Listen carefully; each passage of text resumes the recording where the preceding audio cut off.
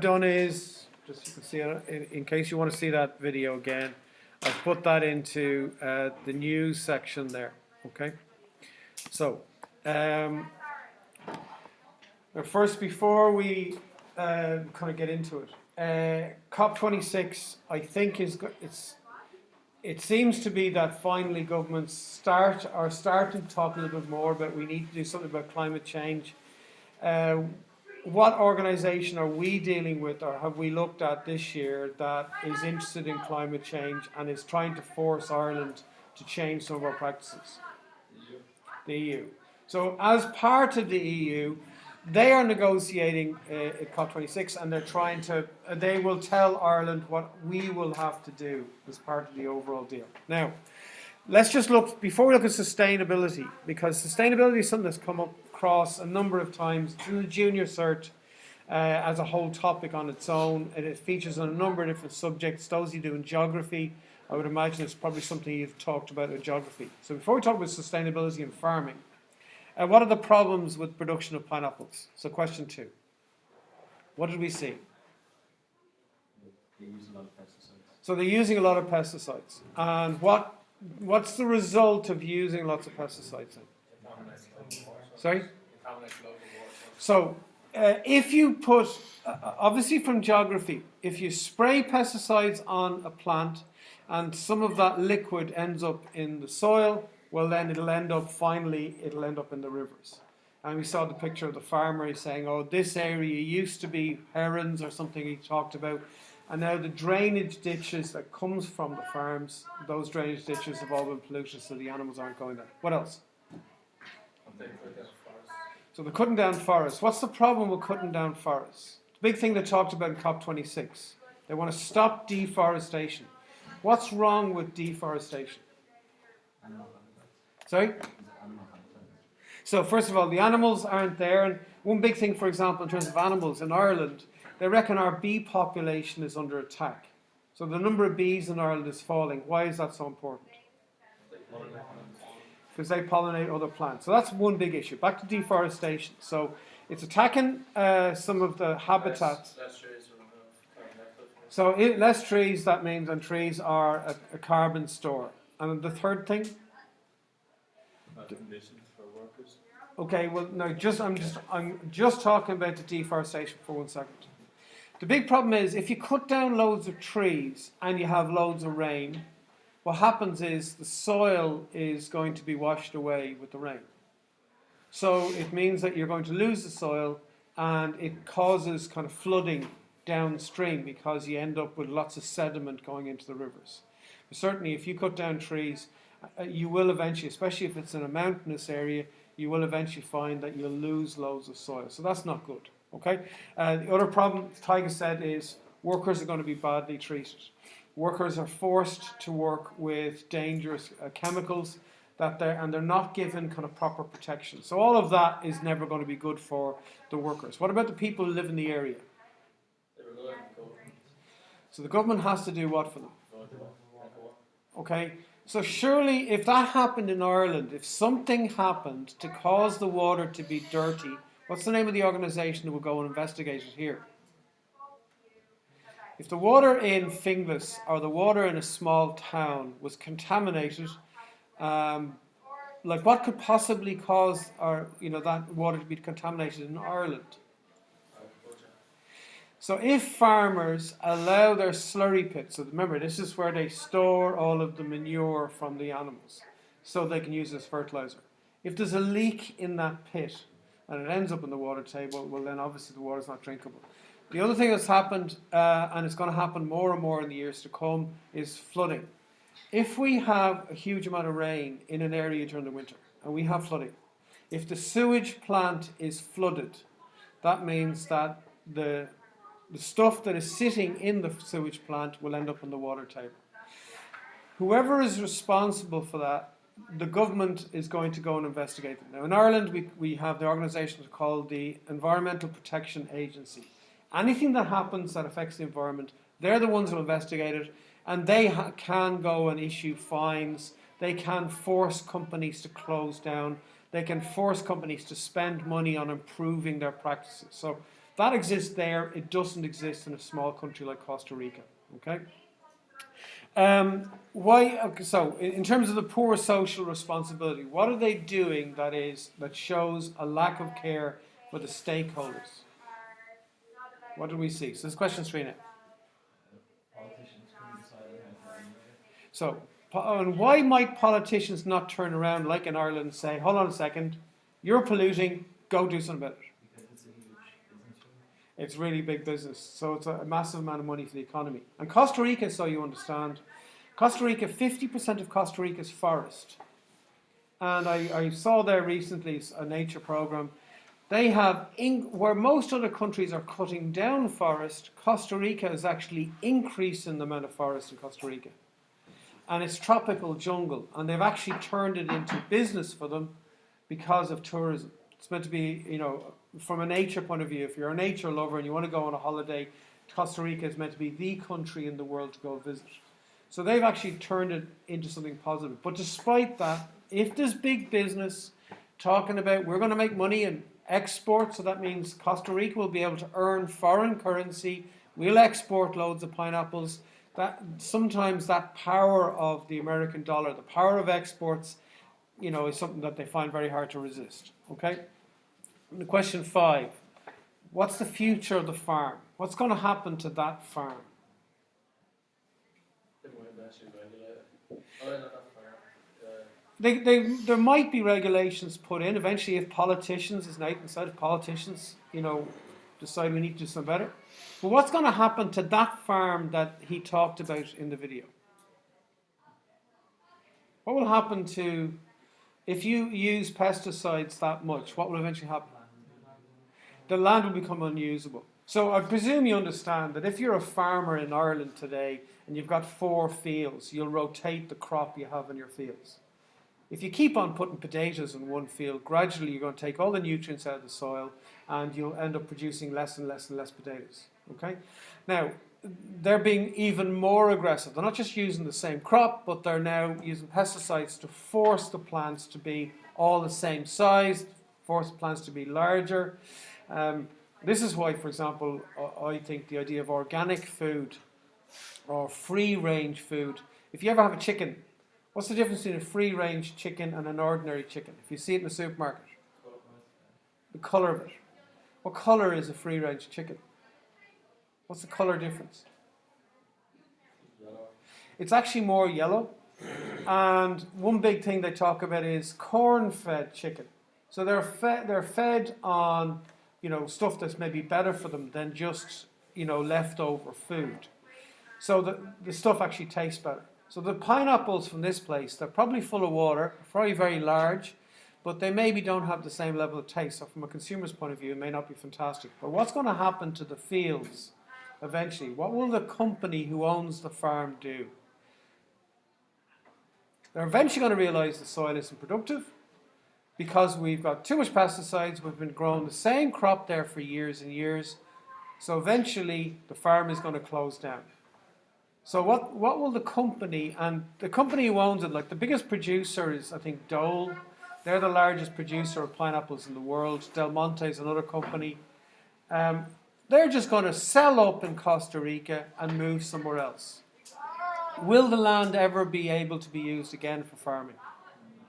In the future, eventually it will. It will take years to recuperate. You could be talking 50 years, but so what they're going to do is they're going to close down shop in Costa Rica and they're going to move to a different country. They might stay maybe in a different place in Costa Rica, but they're going to close it down. So that's what's going to happen to it. Now, getting back to question 1, okay? What's sustainable farming?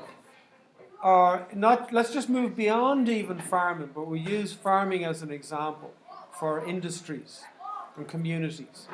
What does sustainability mean? And this is kind of key, I think you need to know this for the exam. Jake? Fantastic. Okay, if something is sustainable, okay, if you're training for sport, can you sustain that? Means can you keep on running, okay, keep on doing that exercise for an extended period of time? If something is sustainable, it's likely to continue into the future. Now, in terms of a sustainable economy, okay, or sustainable community, it means what, because I'm trying to tie in here the two sections that are part of this topic we're dealing with. If a community, we're talking community development, if a community is sustainable, there's three elements to it. What do you think might be vital for a community to be sustainable? And you need to take notes on this. If a community is going to be sustainable, including their business, any suggestions? Give back to the earth. Pardon? Give back to the earth. Okay, so the first part of sustainable community is that you treat the environment. So you're going to treat the environment with respect. Okay?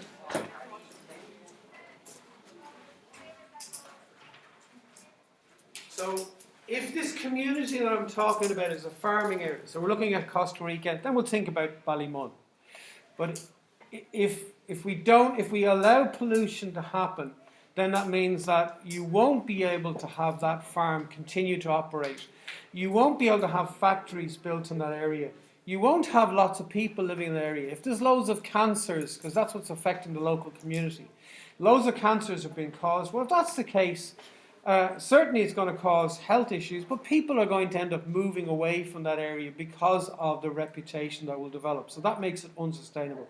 If it's Ballymun, and you've got a factory and lots of factories and they allow pollution to happen, or even just littering on the streets, well then that means that maybe in the future people might decide Ballymun is not a place I want to live.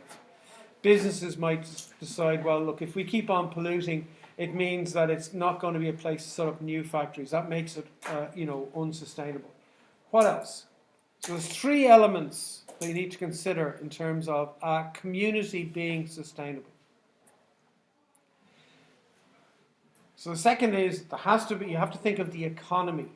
So the economy has to be encouraged so the jobs, long-term jobs are created. So that's number two. So we think of the environment, we think of the economy. So the local economy has to create long-term jobs.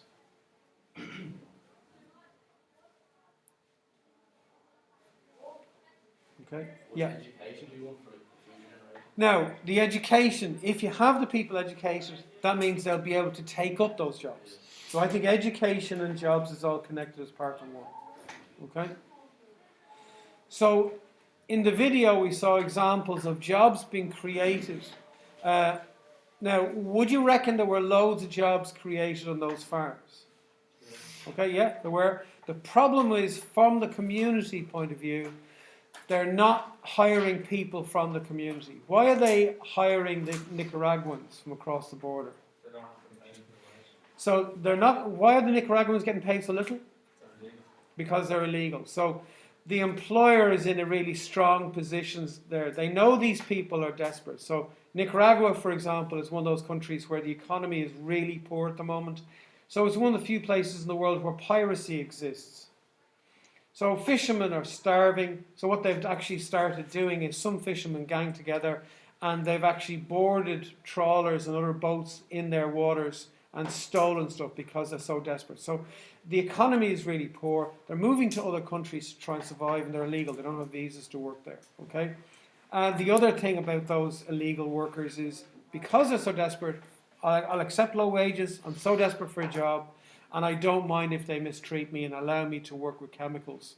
I know it may affect my long-term health, but look, I'm desperate. I need to eat. So that's kind of the situation they're in there. Okay. So if the economy is going to be sustainable, we need to think about the environment. Okay, how is the business going to affect the environment? If you mistreat the environment in your local area, well, then that means that long term, if it's a farming area, if it's an industrial city area, long term, it's going to damage your chances of being successful as a community. Next thing then is we need to think about creating long-term jobs. And the last thing is whatever we do has to be good for the community, has to be good for the people who live in the area. So number 3, it must be good for the local community.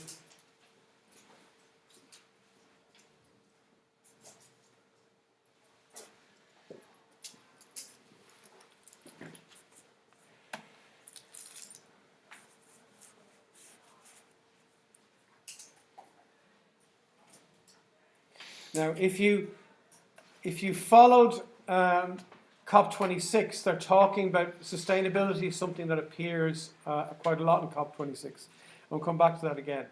But in terms of the community, and the community I'm talking about, the people who live there, old and young, okay, and the opportunities that those people are going to have for not just getting jobs, but quality of life. Would you be able to actually live in this area? Is housing going to be an issue? Will you have normal services? Will you be able to get health care, power, all of that? So for a community to be sustainable, it must have things that the people who live there are going to need. Okay? Now, COP26, that's one of the big problems that they have. The way we're continuing to operate now is not going to be sustainable in the future. What are the sustainability issues that they've talked about in COP26? And you would have seen it in some of the videos we had in class last week. What are some of the issues that are affecting businesses, communities, economies in the next 50 years if we don't do something about it?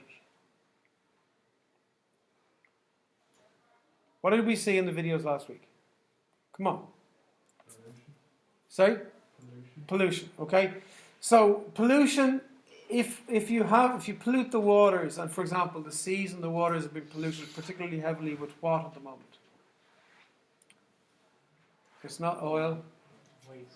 Waste. And in particular, what's the biggest waste that is? Plastic. So plastic, the huge amount of plastic. We're generating a massive amount of plastic. So what else came up in COP26 that affects the future sustainability of communities? Sorry? Because of the temperatures, seas are going to rise. So there are certain countries that are going to cease to exist. There are certain countries where the highest point above sea level is only 2 meters. So there are islands in the Pacific that will be gone, will be washed away if the seas continue to rise. And they already have risen. I mean, I know I'm super old, but I have seen climate change. I have seen that in the summers now it's actually getting wetter than it used to be. And the winters are drier and they're warmer. So I'm already noticing that.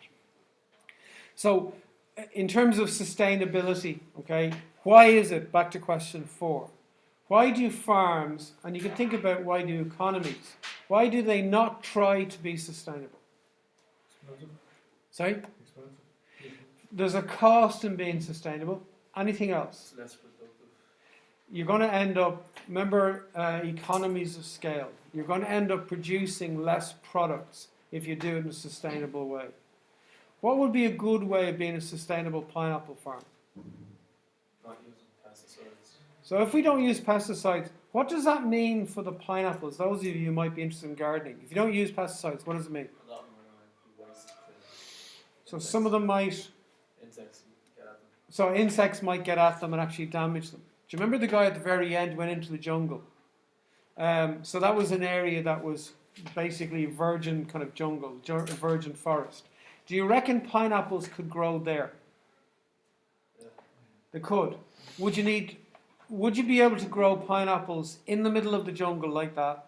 Would you be able to grow them sustainably without having to use pesticides? Yeah.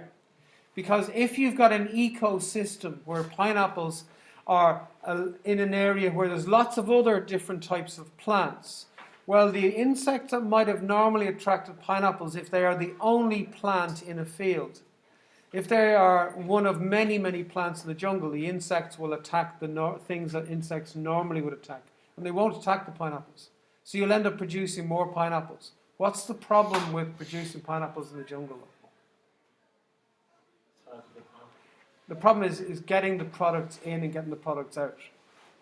I mean, you could have a farm, for example, where you could produce 5 products on the farm. Now, this is where you'd need to go and do research. What's the name of the organisation in Ireland that does agricultural research? IFA is a pressure group for farmers, but there's a state organisation, and every time I ask this question, the class seems to forget it. Teagasc. Okay, so Teagasc does agricultural research. So if I had a farm and I wanted my farm to be sustainable, so I want to have a sustainable farm, I might grow 5 different products And around my farm, I might put beehives. So I'll have loads of bees as well. And what will happen is I'll need less pesticides because the plants and things that I'm growing will end up protecting each other. That's the idea of an agricultural ecosystem. Now, I don't know enough about it, but this is what can happen. The problem is you may not be producing large amounts of each individual crop, but it is something you could do without using pesticides. Does all of that kind of make sense? So that's sustainable farming. Are we happy to understand that? Okay, I'm just going to finish this recording now.